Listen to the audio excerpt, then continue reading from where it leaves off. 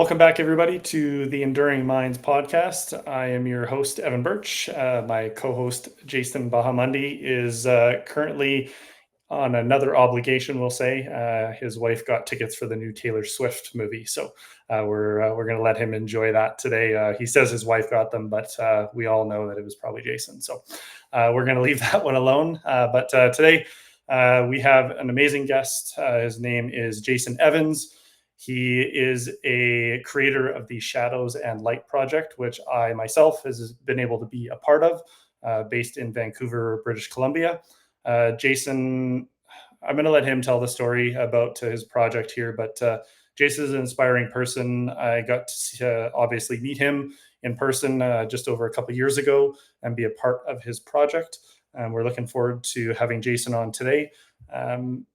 And really, this year, we're really trying to have just open, honest dialogue, no questions that we have predetermined or anything like that.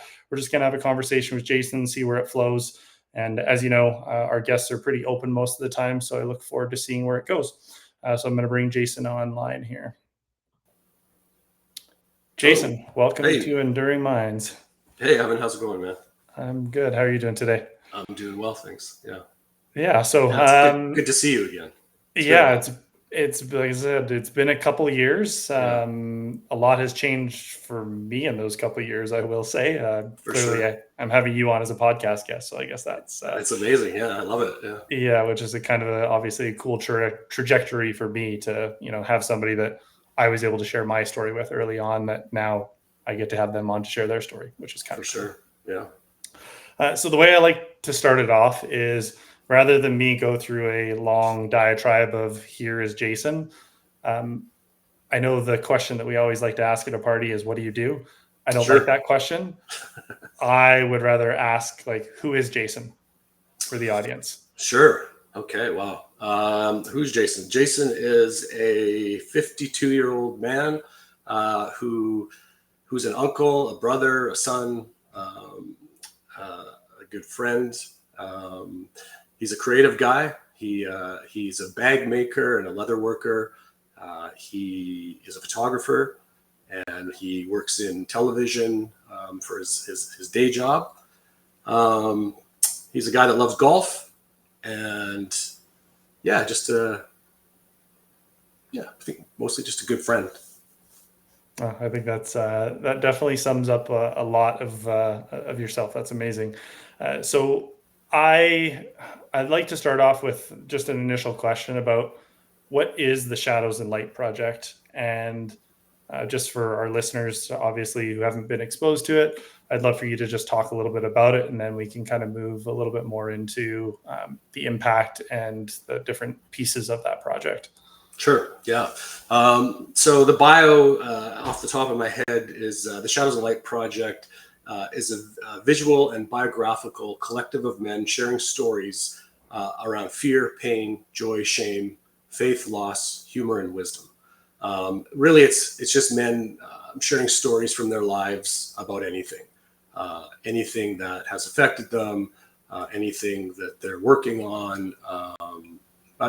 It's not really a promote. It's more. It's a portal for men to promote vulnerability. I've actually in the past kind of called it a vulnerable library of stories that men step up and submit. Yeah, and then also it's a photography project as well. In that men submit stories. They're 1,500 words or less, and then we do a photo shoot in my home. And we use 5 images from that shoot to accompany their stories. Yeah, I can only speak from my experience, and obviously our mutual friend Sachin Lati, who that's how I got connected with you. Who, shameless plug, he just finished his run across Canada, which was pretty amazing, and he did it in a unique way where he stopped in all the communities, which was really cool. Yeah. But that's kind of how we became connected, and being a part of the project was pretty inspiring for me. It allowed me in a really pretty dark time to be able to share a story that I probably didn't share with anybody other than you. It's just weird because it's somebody that I didn't even know. Totally.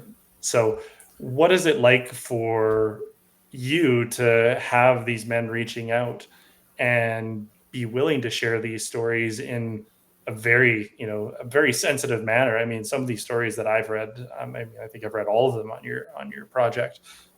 But what is it like to have these people reach out and be willing to share these stories with you? I think first the answer to that is it's a huge honor to be able to create or to have created that place, that space. It's a huge honor to be entrusted with, something. The whole idea of the project is to, well, not it's not the whole idea, but part of the idea of the project for me personally when I started was to stop hiding, to stop hiding my voice, to stop hiding my, quote unquote secrets, and yeah, to have other men like step up and do that has been such a healing thing for me too, because up until that time I was afraid, or I thought like, essentially sharing, sharing my vulnerabilities was like a weakness. And like I felt like I was alone and like I was the only one who was kind of holding on to things, from my past and my present that really, everybody goes through. We're all human. We all experience these things, no matter how tough we say we are. We all struggle in, with certain things. And yeah, just to have these guys come forward was very validating for my own, fears and insecurities. And yeah, it's just a huge honor, really. Yeah, honor is, I think, it's a word that I think doesn't fully encapsulate it, but it's Yeah, exactly. I don't even know how to fully encapsulate it. There's so much that's involved. Like, when it first started, there was I was really anxious about, like you say, I didn't know you until, we connected. And having you step into my apartment, you traveled here for some other purpose, for business. And, we met that day. And something else that comes up when I think about that very thing is that it's amazing that in, 2 hours of sitting around and listening to some music together and shooting some photos, how we became brothers. Like, I feel like there's almost 70 men on that project now. And I feel like I could reach out to any single one of them at any given time without a doubt. And, if I was struggling or I needed to talk to somebody, and, that's another amazing gift that is brought forward. yeah. I think the thing that I'm hearing a lot lately now is, 20 years ago, like compared to today, like I think the stat that I had heard thrown around was that men have 50% less friend connections, Wow. Wow. which than like 20 years ago. So And they had 50% less then, or they do now? now, They do now. Wow. Yeah. which kind of blew me away. And I think that's what you kind of touch on is that connection piece. And, Hmm. being able to have that shared space where you kind of feel seen. And Hmm. I think that's what I saw in your project is that you allow people to be seen.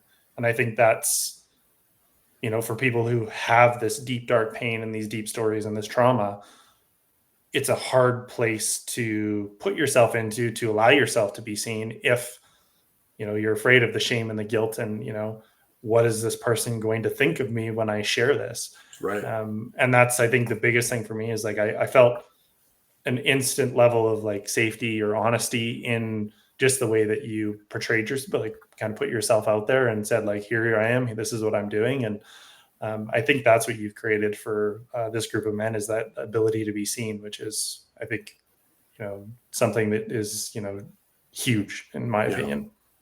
Thank you for Uh, saying that. I think that comes from the fact that like that was me, or that, I mean, on some level it still is me. mhm. Is that, yeah, I was just like, I needed to be seen, and it took actually a difficult time in my life for that to finally, like, break through. Right. So Yeah. So talking about that difficult time in your life, sure. just so listeners have an understanding of, you didn't just one day decide I'm going to start listening to these stories and taking pictures and creating this project. Sure. How did you get to that place for yourself to be like I need help myself or I need to talk to somebody? Sure. Yeah. Okay. Cut me off if I get carried away here, Go for because it. sometimes this can ramble on, I think. Yeah. Um, yeah, so it was 2019. My life, was otherwise quote unquote normal, like status quo as it had always been. And I started worrying, like I'd had anxiety as a 20 something. But it was, 2019 in my 40s. And I really started to worry. And I started to worry like 24/7. And I lost my appetite. I started crying a lot, for no reason.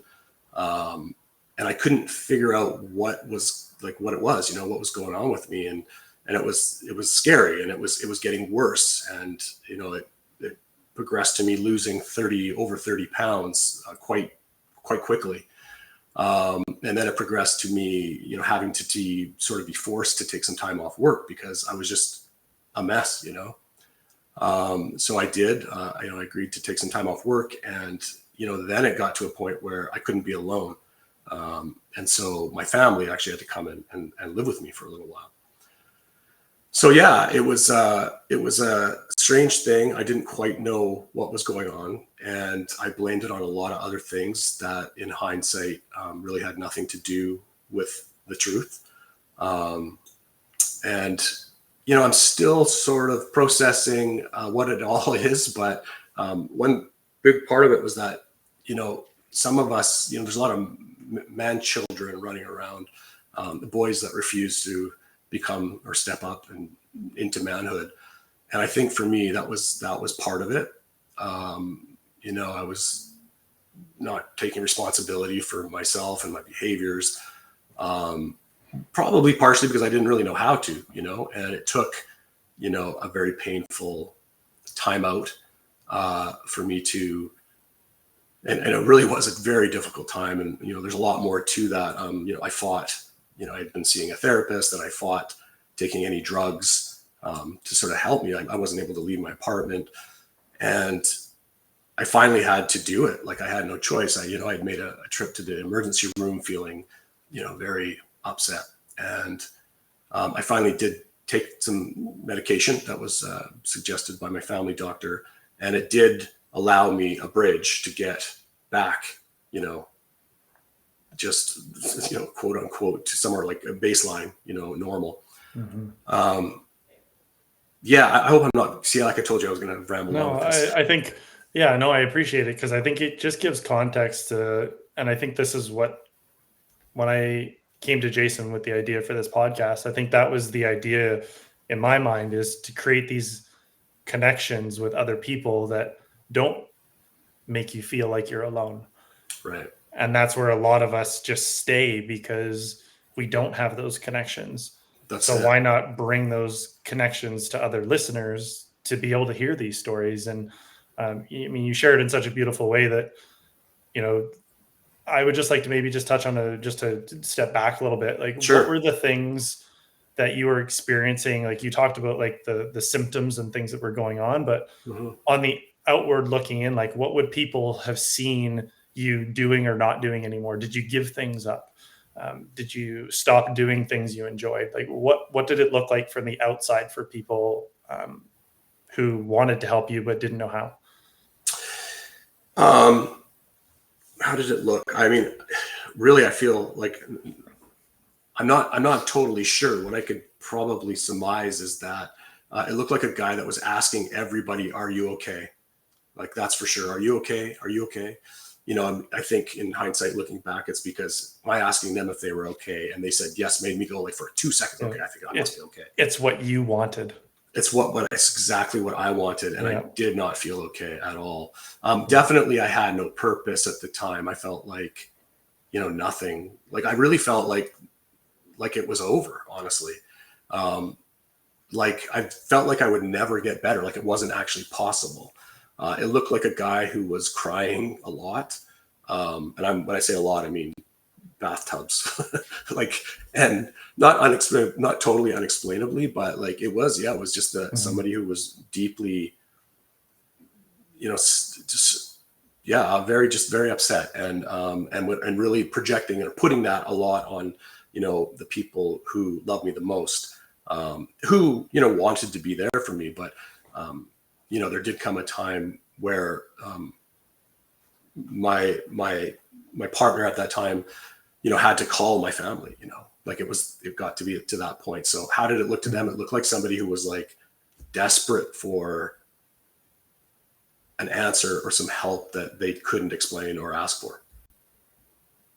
Yeah, and it's, as somebody who's been through, we talk about some things that are similar, they're not exactly the same, that having people who love and care about you and not knowing what to do, like it's a pretty helpless feeling on their part, but it's also a helpless feeling for you going like, I don't know what to ask for. Like I'm Right. so broken inside, or like the things that happened to me broke me. I Mm-hmm. don't know what I even need anymore. And it's such a difficult place to live Yeah. when you're in it, because you have no idea how to get out of it. And luckily you had family that was there to support you, and that's not always the case. Yeah. Um, so Absolutely. I can't imagine that, I've thought about that, in the past years now, that there's people out there, suffering on such a deep level, and they have nobody. And I just can't imagine not having a person that you could reach out to, that can, just sit and listen, or, yeah, it would be horrible. And that's really kind of going back to the project, like, you know, out of our dark times comes, some light, right? So it's what came out of it is this project, and what it is exactly what you're doing. It's like you said, having conversations where we can just, do you swear on here or no? yeah, go Oh, for it. well, I just like to say, like, I heard this on a podcast like years ago, and it stuck with me. And I think I've said it on every sort of podcast I've been on, but, fuck tough, be human. And I think, like all these guys that, like, Such, and so many of these guys on here, like, these are some alpha dudes, like, it's like, we can just be human, we don't have to, there's strength in and there's masculinity in your vulnerability, right? So, but just to say, like, what you're doing here too is having these conversations, and what this project is doing is it's giving permission to a guy that listens to this, or that reads a story on the project, to go, oh, okay, I'm not alone. I'm not alone. There's somebody that's like me. Oh, I thought I could never speak of that thing. It's like, no, we're all so similar, in many ways, but we were just programmed, and it's changing, thankfully, but we were really just programmed to believe that, that's weak, that if you do that, it feels like dying or death. Like, man, if you share that, or you talk about that, like, oof, it's gonna destroy, it's gonna annihilate you. Yeah, But it doesn't. it shows a different side of masculinity that isn't naturally portrayed, whether it be through movies, TV, television. I mean, you work in film. Yeah, Like, yeah, yeah, it's not the typical, and maybe it's come around over the years, but I mean, if you look at, TV shows and things from like 20 years ago when we were growing up, and you just look at it, like, I mean, we have a decade between us. yeah. Same with Jason and I, like, we have a decade between us. He's in his 50s as well. But it's just not anything that's ever been demonstrated in a way that makes it seem like it's okay. Right. Yeah. Um, Well, and what it took for me is to go through this thing, and I am promoting the idea of men's groups, for example. One of the things that I did, that was suggested to me by a good friend, when I sort of came out the other side of all that, and I was able to be like, oh, like, to actually take a breath, and, like, the worry stopped for a second, where I had a sleep finally. And throughout the other side of that was, the suggestion of joining a men's group, which I was like, no way, man. Like, that is the last thing that I'm going to do. The last thing I want to do is to sit around with a bunch of guys and talk about my, whatever. But I did it. And, all I can say is, if you're out there and you're struggling right now, and there's, you can look that up and look, it could be anything. People, there's ones for addiction, there's ones for just, talking about your shit or whatever. And I can't recommend it enough. It really changes everything. Because what you'll find is that I think a lot of men out there are afraid of other men. Their experiences with men, growing up, are fearful. And I think they think that they can be crushed or annihilated by other men, and and like when I came up in the 80s in my little hometown, like you could be, right? And so when I joined that group, I was blown away. I was absolutely blown away by all these different types of guys from every walk of life. And all of them were just like there for the same purpose. They're all there to listen, hold space, and support each other in becoming our best selves, instead of like trying to tear you down or make you feel not enough or shame you or like, yeah. So yeah, everything you want is on the other side of fear.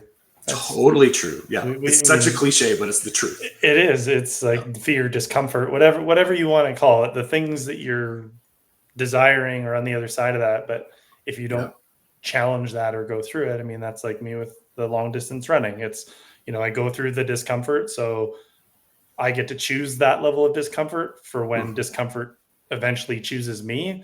Right. And then I can pull from that to be able to get through the other stuff.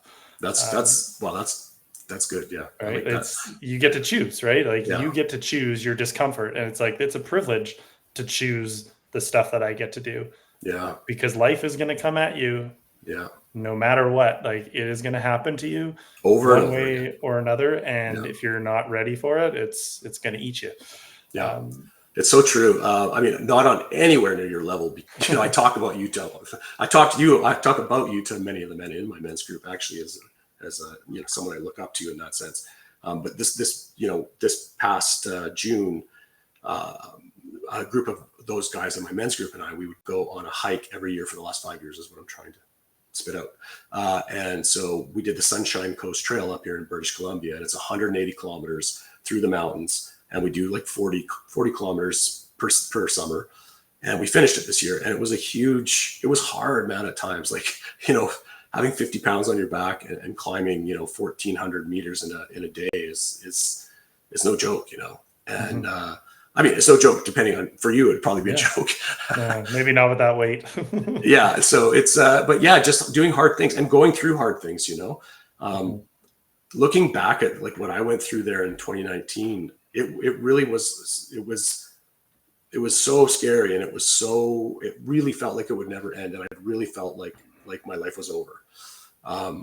And some things happened around that too, that like, even on top of that, like the end of a relationship and, some things that really took me down, in you could say in some senses, but like, I wouldn't change any of it. I wouldn't have said that to you in the moment, but those difficult times happen for a reason. Sometimes the universe or whatever you believe in gives you a timeout to show you, or hopefully show you, where you need to step up. And sometimes we listen, and I think it had, I've been shown to me before that even, but I just wasn't listening, and that's where that boy was, firmly ingrained in my psyche. And until I went through some, a certain amount of things or saw it enough times, I just didn't have the ability to wake up. Yeah. That the 5-year-old Jason was running the show. Totally. Oh yeah. And he's a little shit, let me tell you. Yeah. It's always the little Evan, the little Jason, whatever you want to call it. It's like, that's whenever you come up against those things, it's, not always, I won't say it's always that, but it's, there's a likelihood that you can trace it back. I mean, and all the therapy that I did with, accelerated resolution therapy and all these other modalities that forces you to have to remember, like, when did I feel this in my body and what was it? And you take yourself back there and you transport yourself back, and you just shock yourself with like, I've been carrying that for how long? Yeah. And it's an eye-opening experience when you get to that place. Yeah, it really is. Yeah. I've done a lot of that. I started work myself, like IFS and like, it's amazing that, we're grown men that are like really acting out our 7-year-old personalities at times. Yeah. So I want to touch on the idea of post-traumatic growth or traumatic growth in that realm of, we go through all these things in our life. My example, I went through 3 years of like pretty intensive therapy.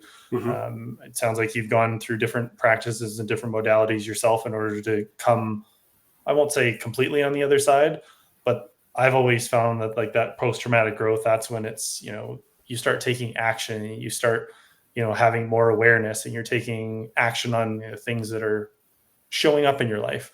So for you, like I see this Shadows and Light project as this like post-traumatic growth piece of, now you're in a place where you're ready to share other people's stories in such a beautiful way. Hmm. But I would imagine that the Shadows and Light project, in my opinion, is probably a little bit therapy for you as well too, to be able to experience other people's stories, but to hold space for those individuals. 100%. That's exactly what it is. It's been extremely healing for me. To go back to what I was saying about just not feeling like a unicorn, like there's something weird about me in any way. Like I think we grasp onto these things, like you say, as children. Like they get hardwired into our psyche, into our brains. Like things happen, and it doesn't have to be like the big terrible T trauma. It could be little trauma stuff too, Mm-hmm. right?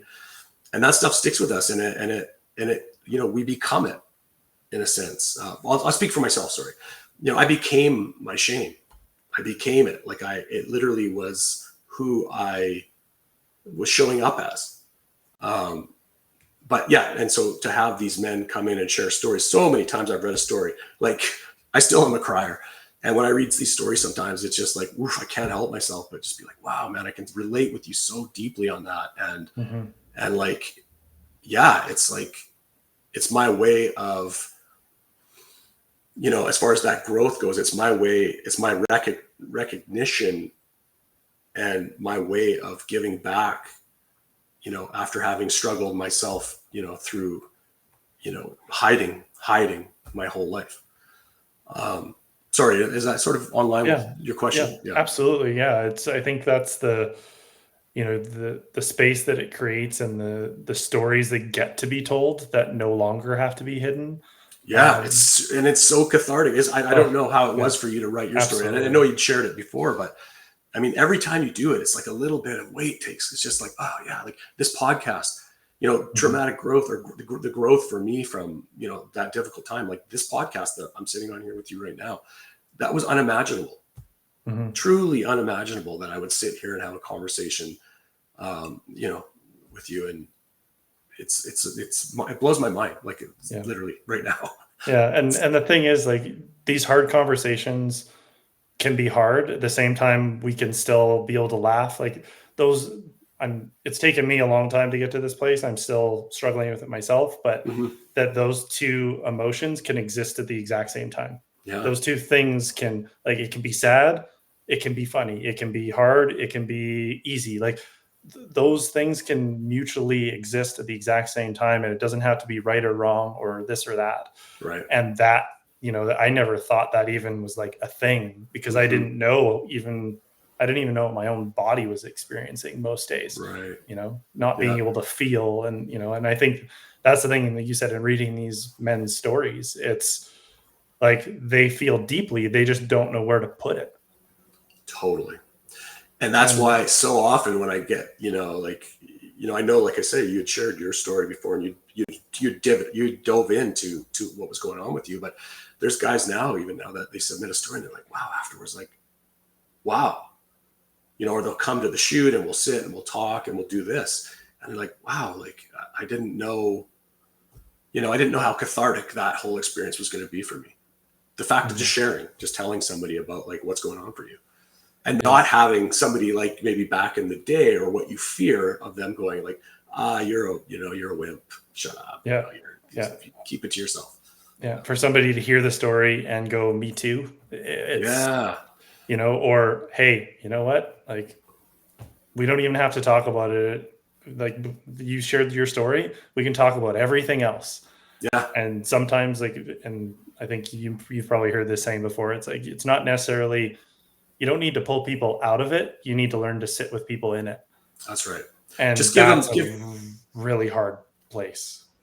It is a hard place, especially for men, I think. I don't know, like that across the board. I'm no kind of therapist, but yeah, I think we always want to try to fix everything. And maybe not all, but like, I think for me, it's like, I always just want to like get to the fix. How do we get to the fix? If a buddy in the past maybe was suffering or whatever, it'd be like, okay, so let's go for a beer. That'll solve it. Or let's fix it right quickly here. And it's just sometimes you just need to shut up and listen. Yeah. And that's everything. That can be everything that's needed.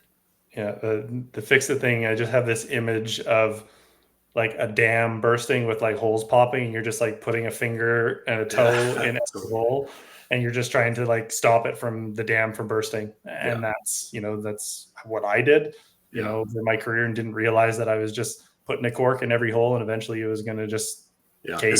Eventually it gets weak and weak and weaker and weaker, and it blows. And usually by the time it blows, it's pretty aggressive. It's not a pretty result. Yeah, I mean, I like to have fun with this podcast too. You're the first guest that I've told this to over the last 2 years. Since last year and the guest this year, I always like to try to guess what color shirt my guest is going to wear. Okay. Oh, And really? that's the shirt that I put on just to see. And I'm like, okay, Jason's a photographer. He's in film. He's either going to be wearing a black shirt and a beanie, or A beanie. I was just I have film friends. Sure. So I was right this time. I was dead on the black shirt. It's perfect. That's hilarious. Well, I'll tell you something too that's totally not the same at all, but like just to have fun. One of the things that when I finally came out the other side of when I was really feeling unwell is that I would go to a local bakery on my street here, and for I don't know, it might have been 2 months, I would eat like 4 pastries a day every morning. And then I would eat like toast with peanut butter and banana and honey. And I was just like trying to get, like, it was hilarious looking back. Like I was in such a space, but man, I ate a lot of pastries. Sorry. Yeah. So the men that are a part of the Shadows and Light project, I assume that most of them are through referrals from other people, or is there a common thread that connects a lot of these individuals that are coming to your project to want to be a part of it? Yeah, I think firstly, I would say one sort of thing that still remains is that men aren't knocking down my door. They're not lining up en masse to share vulnerably. It's a lot of me. It's not quite there yet, but it is slowly changing. But I would say the majority is word of mouth. I think men like yourself see other men, or other men see you sharing your story, and then I get people reaching out in that sense. A lot of it is me reaching out randomly to people I find interesting, or just random people, honestly. And then there was, in the beginning, I put my own story out first, and then there were men in that men's group that when I came up with this idea, I said, hey, would you be interested in sharing a story? I didn't really know what it was then. If you look back, it's kind of evolving and evolving.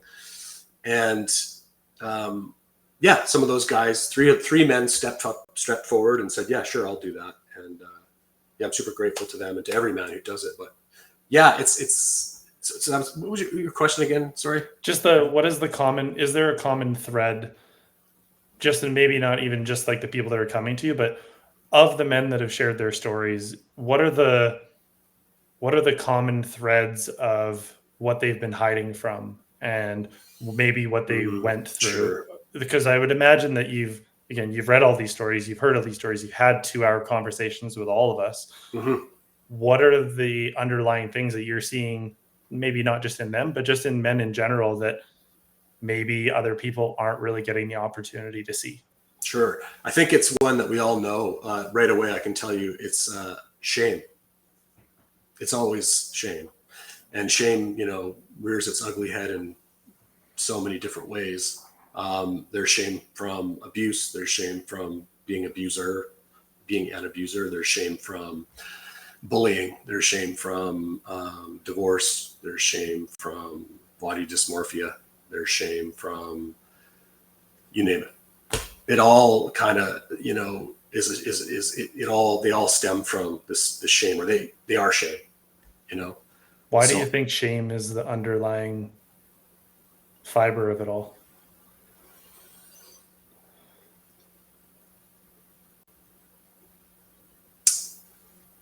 I'm not sure how to answer that. I don't know how to answer that. I think just because all of those things create, for many men, shame within them, a feeling that there's something wrong with them, or they're not enough, or they're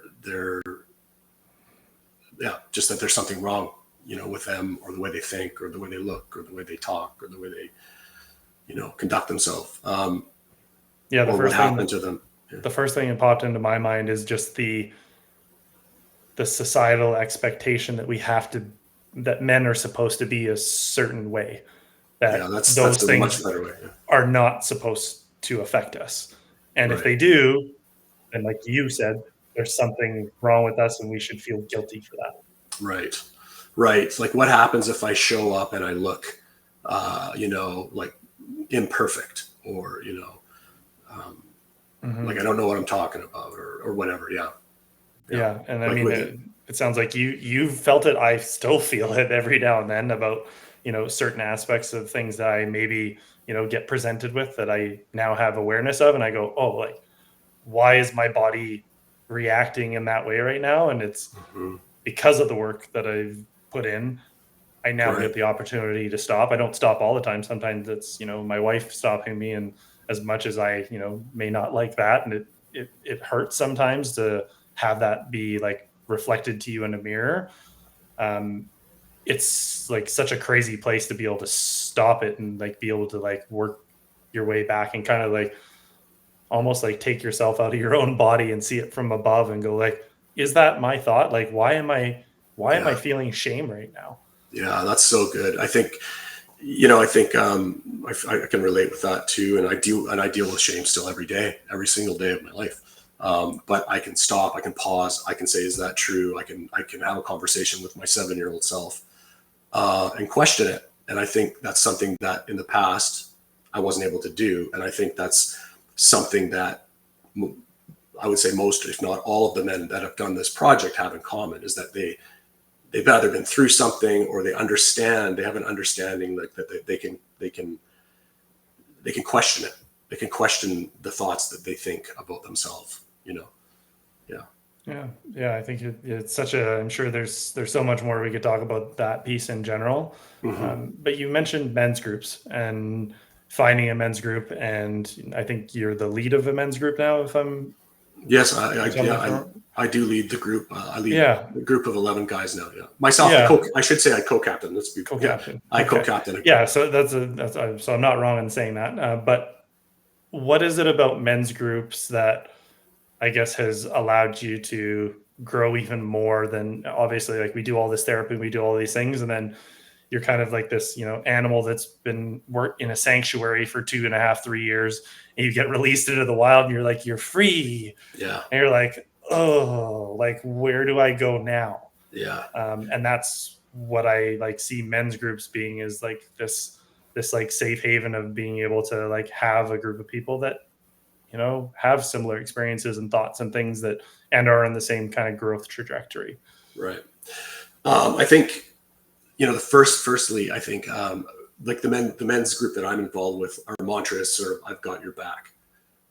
So, and they do. Like, I've got 11 dudes that I could call at any given moment of the day that definitely have my back. I think for me personally, the group, men's groups, keep me from hiding. So they keep me speaking, they keep me talking. I think if I didn't have something like that in my life, it would be too easy for me to revert back to kind of keeping it all in. Um, yeah, and the other thing I was going to say was, accountability. Yeah, the men's group, I think all Mhm. men's groups, but the one that I'm involved with, accountability is a huge part of it. In that we set accountabilities for ourselves on a monthly basis, and we have a partner, and we live up to those accountabilities to the best of our abilities. And if we don't, this is kind of like just meant to be fun, but we give ourselves a punishment. So it'd be like, for some guys, it's no fast food for a month, because they didn't do the 12 workouts they said they would do. Mhm. But yeah, they vary, and it's really important, and it's consistent. Um, and you have to learn to hold space, which for a lot of men I think is difficult, because they want to just, like I say, either fix it or Mhm. tell you about their how they went through such a difficult time, and like they're trying to sort of out traumatize each other maybe sometimes. Mhm. But The one up mentality. the one up I'm mentality. Yeah, I'm so guilty of it, and I told myself this year that I Yeah. was going to do whatever I can. If somebody said something to me, I wasn't going to one up them with like Yeah. my story and maybe go like more introspective into like what they're talking about first. That's really good awareness, because I do Yeah. it too. And I do have to catch myself. Yeah. But I mean, that's what I mean. So these guys, they call bullshit, right? So maybe that's the last thing I would say about that is, depending on, what it is, but they call bullshit. If you're bullshitting, they're not there to, blow smoke, if you will. They're there to tell you the truth and what they're seeing in you. And, they want you to be the best man you can be. So, yeah, they're very valuable. And like I say, there's all kinds of things. It could be a church group. It could be whatever you want. I'm not Sports suggesting team, whatever it is. Totally. Yeah. Somewhere where you can, but preferably somewhere where you can go and be like truly share your truth. Yeah, it's I've heard it called like the third place as well, or something like that, where it's, we have work, we have home.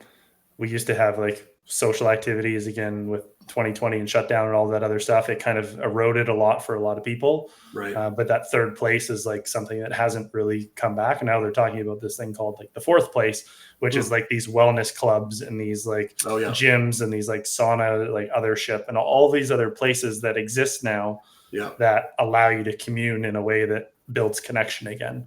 And that's really what I'm hearing, is just like find those connections of like-minded individuals that are gonna, do that for you. I think too, just reminded me when you said that, on some level too, the beautiful thing about finding a group, whether it's a women's group or a men's group, is, you need to get away. Like, you're going to share your deepest and most vulnerable things with your partner. But if that's all you're doing, if you're always putting all of that on your partner, and vice versa, like I don't think it works. I think you need that sort of place where you can go. I don't necessarily hang out with the men out. I do sometimes, but for the most part, we see each other on Monday night for 3 hours, and it's just like a consistent thing. So just to say, like, I think a lot of people might get caught up like in, just putting everything on their partner all the time, when really you can have a better relationship possibly with your partner if you find a spot or find an outlet, whatever that might be, that's not, it doesn't include them. Yeah. Always living in processing mode with your partner is a very like taxing thing for everybody. For sure. Yeah. If you never have an opportunity to just like be. Yeah. And I think I think you hit the nail on the head with that one. Yeah. And I think the one other way I think about men's groups too is there's a lot of us that, like you said, it doesn't have to be this, I had a 20-year career in emergency services and I have so much trauma that I went through all this and now I need a men's group. It could literally be, you don't have to have gone to therapy or even talked about your issues or anything. Yeah. Like I see these groups as well. I call it like the gateway drug to therapy. If you need it, you're going to find out pretty quickly that you're like in a group of people that are going to encourage you to like go and talk to somebody else. Sure. If you can't just like get there yourself. And usually it's because they see something in you that they see in themselves, right? Yeah. So they see in you what they've felt or gone through or experienced themselves, and so they want to like say, hey man, if I can relate with you there. This really helped me. Joining a hiking club really helped me. Yeah, absolutely. I wanted to kind of just come back a little bit because a question popped into my mind. And I like to ask it because I'm just curious from your experience in what everything you worked through and moved through. What were there any relationships or friendships or anything that ended up just like falling off or no longer being a part of your life as you not only like broke, but also like grew as well? That's a heavy question for me. That's a heavy question that I haven't really touched on too much. Yes, I will say yes. Let me just quickly take stock here. Yeah, the relationship that I was in ended shortly after I sort of came out the other side. And it's been another, like, it's kind of just a very difficult process for me. One that, again, I needed.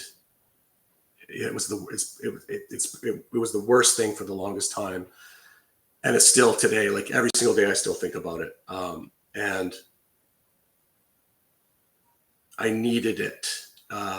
on a level. Yeah, I really needed it. But yes, the relationship that I was in ended shortly after, and it set me on a, now 5-year journey of really looking deeply at myself and my behavior and who I was showing up as, and the way I was projecting so much of my shit on other people.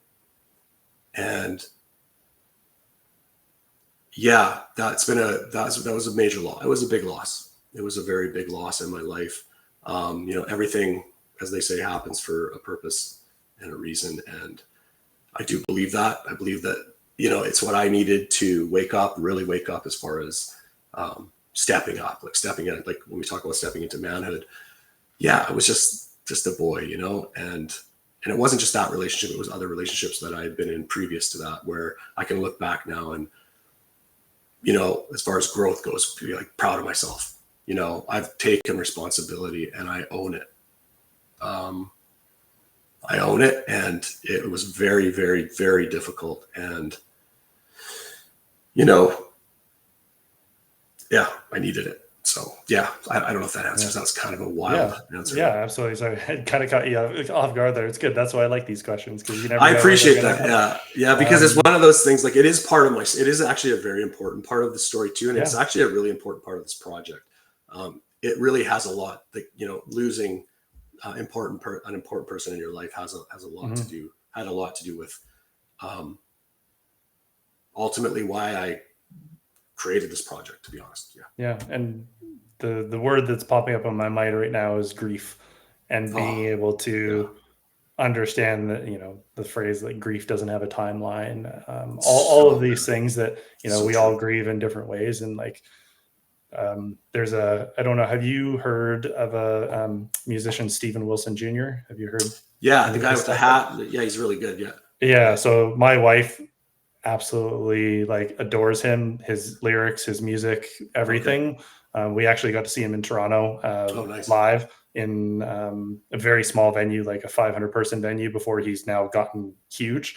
Right. And we were literally front row, probably top 3 concerts I've ever been to in my entire life. And he has this song called Grief Is Only Love that has no place to go. That's right. And I know that saying. It's it is too, by the way. If you haven't heard that song, highly recommend I'll putting put that it on on at the after end. This and have a little cry. Yeah. It'll definitely make you do it. There's no doubt about it. Anybody I've sent it to that's even lost a pet, and I send that song, it's just like, there's something about his lyrics that just kind of draw you in. And saying that, the cool thing that I loved most about the project is you tied music to it as well too, which I know music is a big thing for you. Music was a big thing for me when I was a kid growing up. Like, I loved my, my Good Charlotte and all of those bands when I was growing up. And my wife is a huge music lover as well too. So we've reconnected on that. The two of us, we have a vinyl collection now and all these things. But what is it for you that, did you think about bringing music into it first? Is it something that you've always been drawn to? What is it that allows you to bring that in? And how did you want to bring it into the project? Yeah, for sure. Music's a huge part of my life. I listen to music all day, every day kind of thing. It's always playing in my house. And I'm so moved by music. All types of music, by the way, too. I like it all. I truly do love it all. Well, actually, I don't like mumble rap or stuff like that very much, but no disrespect to those two that do. So it's a way to connect, right? It's a way for us to connect, and we don't necessarily have to love the same music, but I love hearing about a new song, like you just told me, and I will go listen to that immediately after. And I just think it adds an extra, as far as the project goes. There's a couple things. The first reason, when I wrote notes in the beginning about this project, I was like, I'll have music on there so that when men come in, because this is the way I am, they'll relax, because I'll say, hey, what music do you like? What music would you like to hear? Mm-hmm. And from there, it kind of went to when Evan and I shot, we listened, Evan's music choices were such and such and such. And I just think it helps people to connect a little bit more, even though they're not speaking directly to you.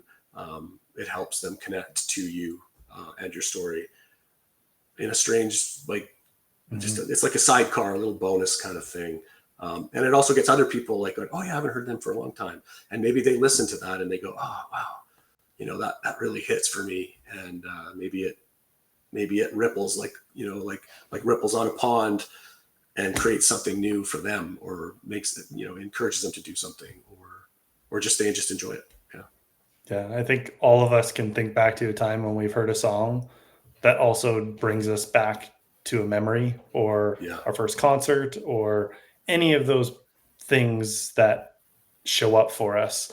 That, to me, like, music is one of those, like, binders, on a sense. Like, it's like, and that's why I think I so vividly remember, again, having you photograph me and you and I talking and having this story. It's like it created this, like, core memory, because you're not only able to tie, like, music back to it, but Right. you have these, like, incredible conversations and stories, and you're creating a core memory for people, in my opinion, by doing that. That's So very nice of you to say that. Yeah. yeah, that's the way that I see it. Um, what I know we talked about this when I first was there with you, but what is your ultimate, if pie in the sky, this is where I see this project going? Like, what is it for you? Because I'm all about connections. And if somebody listening to this has a connection that has a connection that has the ability to help in any way, that's the way I always look at it. Is, that's why you have these conversations, because who knows who's listening and wants to be either a part of something or know somebody who can help. Mhm. So what is your pie in the sky view of what Shadows and Light project could be, or what you want it to be? Awesome. Yeah, this is a great question. I've been putting a lot of time and journaling into this lately. I've really started visualizing what I see it being, in the future, and I believe that it will be everything I'm about to say to you. So I would love to exhibit the project. Let's go blue sky around the world. So imagine, in a gallery, there'll be, a life-size, not a life-size, but let's say a very large image, one of the images of Evan with Evan's story next to it. And then, there's Satch, and then there's Jason, and then there's, Tyler, and everybody in this giant gallery where you can walk, look at an image of a man, a vulnerable image of a man, and read his story. My alter ego in life, and also my biggest fear, has always been public speaking. And it's also the thing I want to do the most. And I feel like super anxious even saying that here, because it's like, I know the universe, is listening, and it is going to be put in my face soon enough. But yes, I'd love to speak about it. I'd love to tell the story of the Shadows and Light project, and present,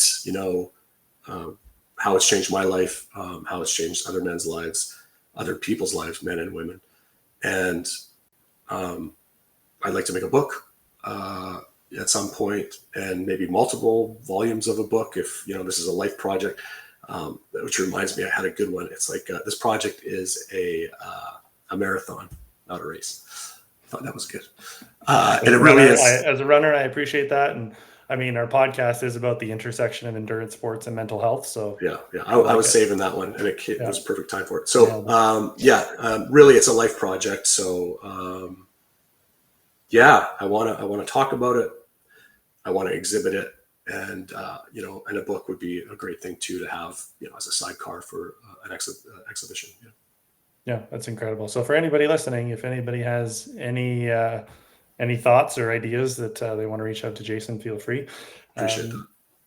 The way that I usually like to end the shows, we used to do 3 questions and all this stuff. The last little while, Jason and I have just been asking, like, what's one thing over the next year that, I'll say, based on your men's group, that you want to hold yourself accountable to, that would see you like moving in a further growth trajectory from what you're already doing now? I think continuing to take small action, like any action, just action, to create, as far as the project goes, to, presenting it somewhere, would be huge. That would be a huge step for me. not even exhibiting it, but just presenting about it. Action. Yeah, action. Action. You know, Just to stop. Just continue not hiding, and whatever that requires. So the word action this year. So I've never sat down for a year and gone like, okay, I want to do like quarterly goals or these types of things. It's not something I've ever really done. And this year I wanted to choose a word for myself, and that word was action. And that's like what I've been focused on for this entire year is, again, it's great to have awareness, but awareness without action is just useless. Right. Totally. So when you said that word, I was like, I feel you. Like that's exactly what I've had to do myself. And I applaud you for just like even verbalizing it, because it's scary to verbalize it, because it's like now I said it on a podcast. People are going to hear that. I think the other one too, just to maybe finish off with something that's important for me to say is that just to keep trusting and believing that I'm enough. I think that's a daily battle I've had in my brain for most of my life, honestly, as far back as I can remember. And like we talked about, that pause, or like a truth that you've seen that to be true, so now you can't unsee it. I am enough, and everyone out there's enough. Evan's enough. We're all enough. And just to keep questioning that voice and correcting it. Yeah, I call that voice your little liar. Yeah. I got that from therapy, but that little liar, like, it needs to just like quiet down. Yeah. You got to show it who's boss, who's running this the train here. Yeah, and that little liar is that scared little boy. Yep. That's totally what it is most of the time. Yeah. And he needs to be encouraged and reassured that no, really, you're enough. Yeah, absolutely. So where can everybody reach you, connect with you if they want to be a part of the project? If you happen to, obviously it's in Vancouver. So if you're traveling through Vancouver, you're not traveling yet with the project. So sure. Where can they find you, and where can they get in contact with you? Sure. I think it's most viewed on Instagram. If you have Instagram, it is Shadows and Light Project on Instagram. So it's just Shadows and Light Project. There's also a website, shadowsandlightproject.com. You can reach out to me on either of those platforms, and let's have a conversation. Or if you want to submit a story right away, you're welcome to do that. It is my goal to take it on the road. So if you have a group of guys, let's say, that were interested in I've never actually asked for this before, but I thought about it. Is like, if you have a group of guys and you live in Alberta and you want me to come there and we'll do like a weekend of shooting and story sharing, I'd be happy to do that. So just reach out on those platforms. Shadows and Light Project at gmail.com if you need. And you can find me on any of those places. And I'd love to talk to you. And if you need to have a conversation and you don't want to share on the project, that's fine too. Awesome. Well, thanks, Jason, for your time. I think these conversations are one of those things that the more we have them, again, I feel lighter just even having this conversation with you afterwards. And I think our listeners, every time we put these types of conversations out, it may not always be about running and endurance and sports. And I think that's the cool thing about it, is that doesn't need to run our life. And there's so many other things and so many other pieces to our lives outside of that. So I thank you for your time. And for all of our listeners, so this will be out on all the major podcast platforms, part of the Everyday Athlete Podcast Network, along with 8 other incredible shows. And until next time, keep going the distance and breaking the silence. Thanks so much for your time, Jason. Thank you very much.